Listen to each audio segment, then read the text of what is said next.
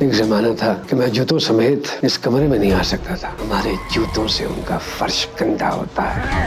مجھے لگتا ہے کہ اس فرش سے میرا جوتا گندا ہوتا ہے. دنیا پور کے خونی کھیل نے رونگٹے کھڑے کر دیے. پاکستانی ڈرامہ سیریلز اپنی انوکھی کہانی اور سٹار کاسٹ کی بدولت دنیا بھر میں مشہور ہیں ہی. اب پچھلے کئی عرصے سے ایسی تہلکہ خیز کہانیاں قلم بند کی جا رہی ہیں جس نے عوام کے رونگٹے کھڑے کر دیے. عموماً ڈراموں کی کہانی محبت، عشق اور روایتی ساس بہو کی کہانی پر مشتمل ہوتی ہے، اور ایکشن سین، خونی منظر اور ہتھیاروں کا استعمال فلموں میں کیا جاتا ہے. لیکن اب ڈرامہ سیریلز بھی ایکشن تھرلر کہانیوں سے لبریز دکھائی دے رہے ہیں. ڈرامہ سیریل جینٹل مین جو اپنے اختتام کو پہنچ چکا ہے، ابھی مداح اس کے خونی کھیل کے سحر سے باہر ہی نہ نکلے تھے کہ ایک اور سنسنی خیز ڈرامہ ناظرین کے رونگٹے کھڑے کرنے ٹیلی ویژن سکرینز کی زینت بن گیا. اس ڈرامہ سیریل کو معروف ڈرامہ نگار ردا این شاہ نے تحریر کیا ہے اور اس کی ہدایت کاری شاہد شفاعت نے کی ہے. یہ ڈرامہ ملٹی ورس انٹرٹینمنٹ کے بینر تلے پیش کیا جا رہا ہے. علاوہ ازیں اس ایکشن تھرلر ڈرامے کی بات کریں تو اس کی کاسٹ میں ورسٹائل اداکار شامل ہیں جن میں منظر صاحبائی، نواب دل آویز، علی رضا،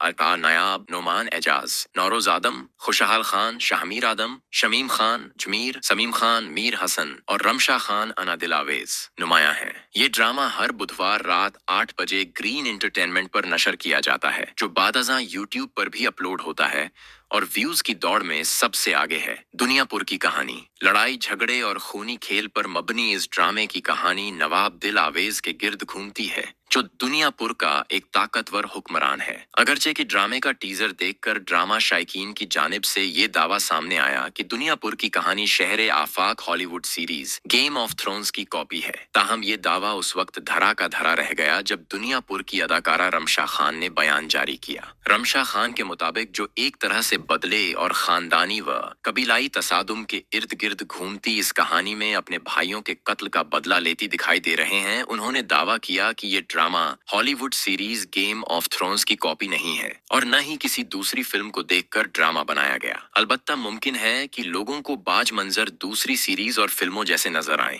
دنیا پور کا آغاز. دنیا پور کا آغاز ایک بس سواری سے ہوتا ہے جس میں سمیم خان عرف میر حسن سوار ہیں جو دنیا پور کے تھانے میں بطور SHO منتخب ہوئے ہیں اور وہاں اپنے فرائض سر انجام دینے کے لیے جاتے. لیکن کہانی میں پہلی ہی ایک ٹوسٹ آیا جو بس کنڈکٹر کی صورت میں تھا جس نے SHO کو منزل تک پہنچے سے قبل ہی لگ بھگ اس کا جنازہ پڑھ لیا. بس کنڈکٹر نے SHO کے سامنے دنیا پور کی ایسی تصویر کشی کی جس میں دنیا پور کو کوئی عام جگہ نہیں بلکہ دہشت گردی کے شہر کے طور پر متعارف کروایا جہاں وحشیانہ خونی تصادم ہونا عام سی بات ہے، جبکہ وہاں کے حکمرانوں کے بغیر تو کوئی پرندہ بھی پر نہیں مار سکتا. جہاں بسیں اندر جانے کی جرت بھی نہیں کرتی بلکہ صرف کنارے پر پہنچ کر رک جاتی ہیں. ابھی دنیا پور کی منظر کشی جاری ہی تھی کہ حدود تک پہنچتے ہی SHO کو وہاں کے درندوں کی جانب سے گھیر لیا جاتا ہے. اسی کے ساتھ کہانی میں ایک دوسرے کے خون کے پیاسے خاندانوں کے بچوں کی بدلتے ذہنوں کو بھی دکھایا گیا جہاں انا اور شاہمیر دونوں اپنی زندگیوں میں جاری قتل و غارت سے تنگ آ چکے ہیں اور دنیا پور سے بھاگنا چاہتے ہیں. شاہمیر نے بائکنگ میں اپنی توجہ مرکوز کر لی ہے اور انا بیرون ملک جانے کے خواب دیکھتی ہے. اس کہانی میں دنیا پور کو ایک ایسی جگہ دکھا گیا ہے جہاں کے رہائشی جانتے ہیں کہ یہاں کا بادشاہ کون ہے اور یہی وجہ ہے کہ یہاں طاقت کی جنگ دو خاندانوں کے درمیان سے جس کے پیچھے کا راز کہانی میں تہ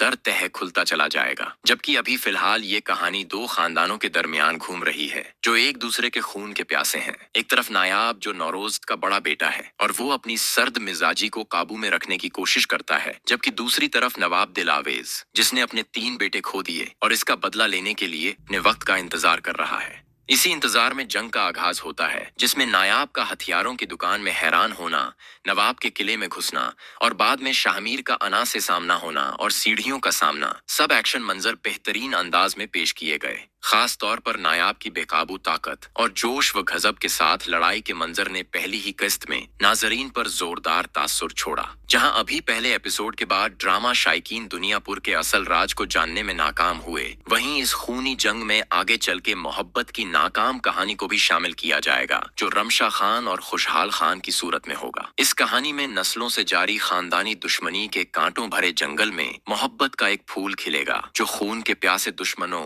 نواب اور نوروز آدم کے بچوں شاہمیر اور انا کے درمیان پروان چڑھتا نظر آئے گا. تاہم یہ محبت کا پھول ایک شعلہ آگ ثابت ہوگا جس میں جل کر خون اور تشدد کے اس طوفان میں دونوں محبت کرنے والے آخر کار ایک دوسرے کے سامنے بطور دشمن کھڑے ہو جائیں گے.